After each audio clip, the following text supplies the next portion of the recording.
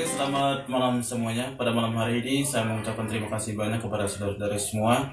Di mana pada siang hari ini, pada malam hari ini kita semua diberi kesehatan. Oke, pada malam hari ini ada beberapa hal yang saya perlu sampaikan tentang keorganisasian.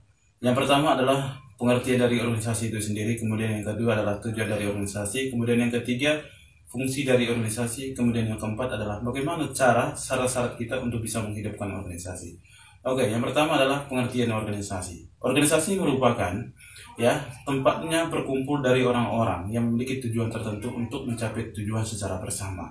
Ketika kita berkumpul di dalam satu tempat, yaitu antara 1 sampai 5 orang, itulah namanya organisasi. Ketika kita memiliki tujuan struktur yang bagus, kemudian manajemen yang bagus, itulah organisasi. Kemudian, apa sih tujuan dari organisasi?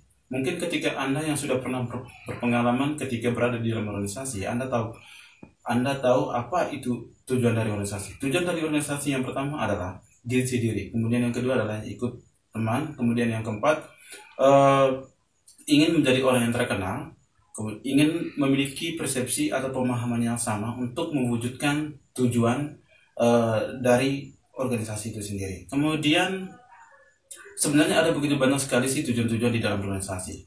Yang berikut adalah apa sih fungsi dari organisasi. Fungsi dari organisasi yang pertama adalah planning atau perencanaan, kemudian yang kedua adalah organizing, ada pengaturan, yang ketiga adalah actuating atau menggerakkan, yang keempat adalah controlling atau pengawasan. Oke, mari kita bahas satu persatu tentang perencanaan atau planning. Perencanaan atau planning adalah ketika kita berada dalam suatu organisasi, perlu kita memiliki suatu perencanaan, kemudian teknik atau pelaksanaan dalam kegiatan tersebut. Misalnya, itu adalah melalui kesepakatan di dalam rapat-rapat, ketika rapat umum, kemudian rapat kepengurusan. Kemudian di dalam rapat-rapat itu tentunya kita memiliki teknis, bagaimana tekniknya untuk bisa melaksanakan kegiatan itu. Kemudian kita bisa membicarakan anggaran ketika kita membuat suatu perencanaan kegiatan. Kemudian yang kedua adalah controlling.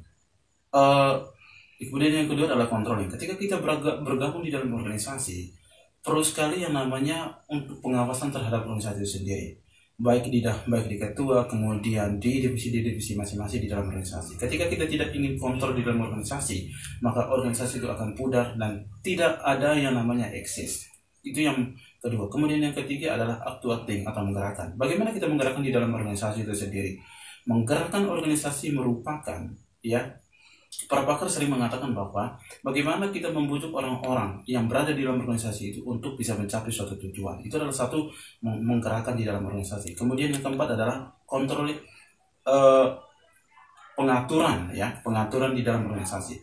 Ketika kita berada dalam organisasi, pasti banyak sekali ada aturan-aturan, di mana aturan itu adalah supaya antara anggota dan pengurus inti di dalam organisasi itu perlu taat terhadap aturan. Ketika ada aturan-aturan yang dilanggar di dalam organisasi, pasti ada sanksi. Tujuannya apa? Bagaimana kita menciptakan disiplin, bagaimana kita bisa memberikan contoh atau simpati terhadap orang lain.